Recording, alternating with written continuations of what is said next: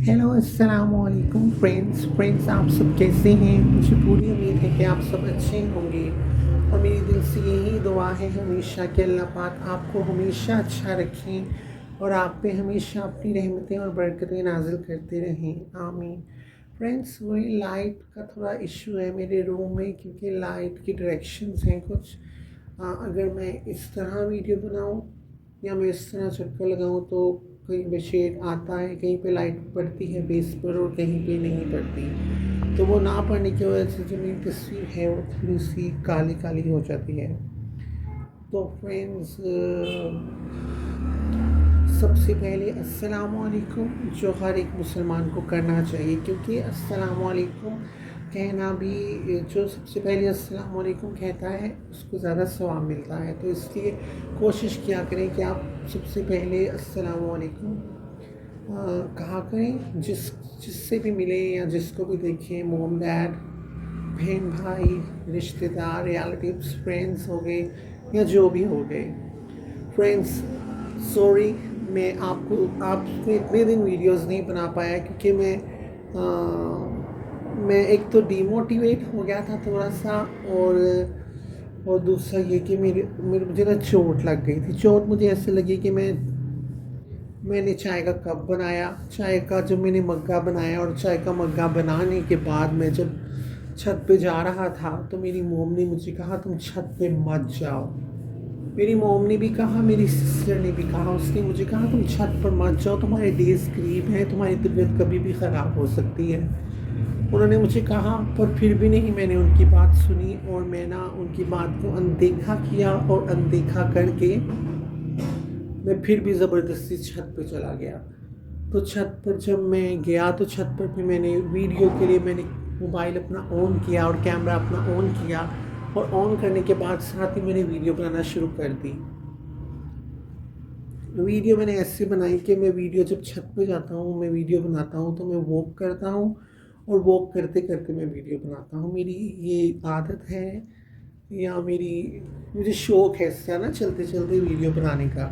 तो मैंने ऐसी वीडियो बनाई, तो वो ऐसे हुआ मेरे साथ कि वीडियो बनाते बनाते कि 7-8 मिनट की वीडियो बनी होगी, अभी 8 मिनट की मैक्सिमम वीडियो बनी होगी, और मेरी जो तबीयत है वो मेरी बॉडी में ना फीलिंग्स आने लगी कि मेरी तबीयत ख़राब होने लग गई है। शुक्र अल्हम्दुलिल्लाह मैं बैठ गया। पर फिर भी फ्रेंड्स, मैं जब उठा तो मेरी जो कमर थी वो सारी पसीने से भीगी हुई थी, और रात का वक्त था। क्योंकि फ्रेंड्स, मुझे जब भी दौरा पड़ता है ना, मेरी जब तबीयत ख़राब होती है तो मुझे जब भी दौरा पड़ता है तो अब मैं काफ़ी देर तक बेहोश रहता हूँ। जैसे कि मुझे मगरिब की अज़ान हो रही थी, मुझे तब पड़ा, और मुझे कहीं 7-8 बजे के करीब मुझे जाके कहीं होश आया। और फ्रेंड्स, ज़ाहिर सी बात है, मैं एक पेशेंट हूँ तो मेरी मोम परेशान हो जाती है, ऊपर गया है अभी तक नहीं आया। तो फ्रेंड्स, पहले मैं छत पे चले जाता होता था, मैं छत पे जाता तो मैं ना वीडियो बना लेता होता था। तो अब बेसिकली बात ये है कि अब ना तो मैं छत पे जाता हूँ और ना ही मैं छत पे जाऊँगा, क्योंकि मुझे एक दफ़ा नहीं कई दफ़ा मेरे साथ ये हो गया है।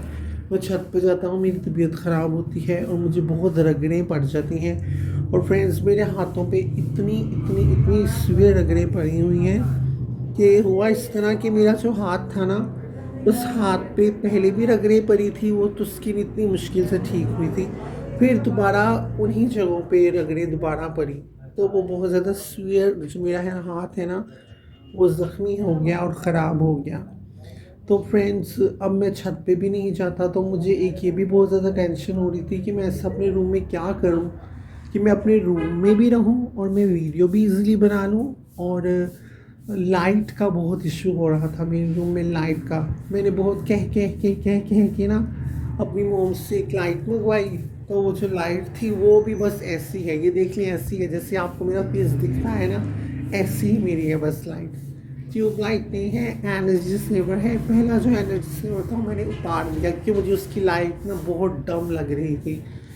तो वो जब लेके गई मेरी मोम, बल्ब लेने के लिए, तो बल्ब वाले ने कहा इसके ना पता नहीं क्या, वो मुझे नहीं पता क्या होती है, उस तार को क्या बोलते हैं। उसकी तार जो है ना वो आधी तो चल रही है और आधी जो है वो जल गई है। पता नहीं इसलिए वो कुछ कह रहा था, मुझे तो यही पता लगा कि मेरी मम्मी ने ये बताया कि वो कहता है कि इसकी जो एक तार है ना वो सड़ गई है और एक तार जो है वो जल रही है, इसलिए इसकी जो लाइट है वो इतनी डम हो गई है। तो फ्रेंड्स, इसलिए मैं वीडियोस नहीं बना सका। तो फ्रेंड्स, मैं अब क्या करूँ, मेरे अल्लाह पाक ने मेरी ज़िंदगी ही ऐसी लिखी है, मेरी ज़िंदगी है ही ऐसी, मुझे ऐसी ही गुजारनी पड़ेगी। तो फ्रेंड्स, अब देखिए मेरा फेस तो है जो ठीक हो गया है, काफ़ी शुक्र अल्हम्दुलिल्लाह। यहाँ पे रगड़ें बनी थी मुझे दोबारा ना, नाक पे इतनी दफ़ा चोट लगी है ना मेरे फ्रेंड्स कि मैं आपको क्या बताऊँ।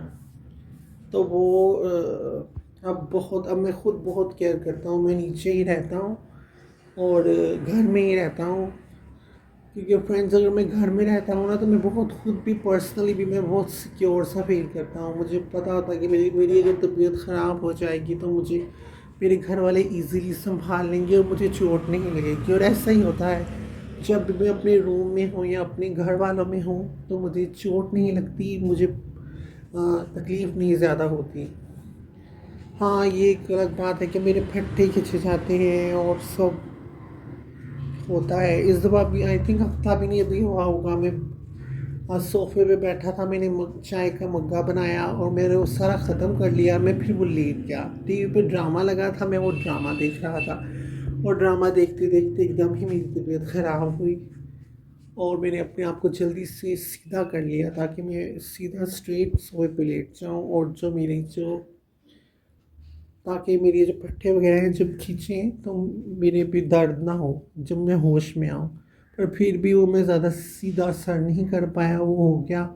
तो जब होश में मैं आया तो फिर 2 दिन तक मेरे पट्टे ना पीछे से खींचे रहे, वो फिर ठीक हुए आहिस्ता आहिस्ता। शुक्र अल्हम्दुलिल्लाह मैं ठीक हो गया हूँ। और फ्रेंड्स, इंशाल्लाह प्लीज़ मेरे लिए दुआ करें और इंशाल्लाह मैं नई वीडियोस अब लाता रहूँगा, जितना मेरे से होगा उतना ज़रूर करूँगा। और प्लीज़ फ्रेंड्स, जितने भी मुसलमान हैं उन सब के लिए दुआ करें कि अल्लाह पाक उन पे अपनी आसानियाँ, अल्लाह पाक अपनी तमाम आसानियाँ, तमाम रहमतें, तमाम बरकतें जो हैं वो मुसलमानों पे नाज़िल करें। मैं सही कह रहा हूँ? हाँ, मैं सही नहीं, मुझे ऐसा नहीं कहना चाहिए, मुझे ऐसे कहना चाहिए कि अल्लाह पाक जो है, आप सब मुसलमान, तमाम मुसलमानों के लिए दुआ किया करें कि अल्लाह पाक अपनी ख़ास रहमतें, अपनी ख़ास बरकतें तमाम मुसलमानों पर करते रहें। ख़ास तौर पर आजकल जो फ़लस्तीन का हाल है, मेरी दिल से दुआ है और हम तमाम मुसलमानों की दिल से दुआ है। और जो मेरी वीडियो जो देखे यूट्यूब पे, वो भी स्पेशली दुआ करे कि अल्लाह पाक फ़लस्तीन पे अपनी ख़ास तौर पे रहमतें और बरकतें नाजिल करें और जो उनके लिए प्रॉब्लम्स क्रिएट कर रहे हैं, उनको तकलीफ़ें दे रहे हैं और उनको अज़ियतें दे रहे हैं, अल्लाह उनकी पकड़ करे इस दुनिया में भी और आखिरत में भी। आमीन ही मेरी दिल से दुआ है। क्योंकि फ्रेंड्स, एक इंसान का कत्ल तमाम इंसानियत का कत्ल होता है और कितने लोग शहीद कर दिए, कितने लोग शहीद हो गए, कितने लोग तकलीफ़ से गुजरे, कितने लोग बच्चे, छोटे छोटे बच्चे, इतने छोटे छोटे बच्चे 3-3 माह के, 2-2 माह के, और बहुत बुरा हो रहा है। मुझसे तो मैंने तो जब भी देखा है ना न्यूज़ में, मेरा तो दिल ही दुखा है और मुझे आंसू ही आंखों से निकले हैं। और दुआ ही अल्लाह से निकलती है दिल से कि अल्लाह पाक अपना रहम करो, अपना फजल करो, अपना करम करो। तो इंशाल्लाह फ्रेंड्स, मैं अब नेक्स्ट वीडियो में ज़रूर आपसे मिलूँगा। और प्लीज़, अगर आप मेरी वीडियो देख रहे हैं तो मेरे चैनल को सब्सक्राइब कर दें, मेरी वीडियोस को लाइक कर दें और अपने फ्रेंड्स और फैमिली मेम्बर्स के साथ ज़रूर शेयर करें ताकि मेरा चैनल जल्दी जल्दी ग्रो हो सके और मेरे जो सब्सक्राइबर भी पूरे हो सकें और मेरा वॉच टाइम भी कंप्लीट हो सके, ताकि मैं भी कामयाब हो सकूं जिस तरह तमाम यूट्यूबर्स कामयाब होते हैं। प्लीज़ मुझे अपनी अच्छी दुआओं में याद रखिएगा। अल्लाह पाक आपका भी भला करे इस दुनिया में भी और आखिरत में भी, आमीन। और आपकी तमाम मुश्किलात, तमाम परेशानियां अल्लाह पाक दूर कर दें, आमीन। और अल्लाह पाक जो बीमार हैं उन्हें सेहत तंदुरुस्ती अता फ़रमाएँ। और हम सब मुसलमान बच्चों को, बच्चियों को अपने वालिदैन का ख़ास तौर पर अदब और एहतराम, उनकी इज़्ज़त और उनकी खिदमत करने की तौफ़ीक अता फ़रमाएँ, आमीन। और खुदा हाफिज़।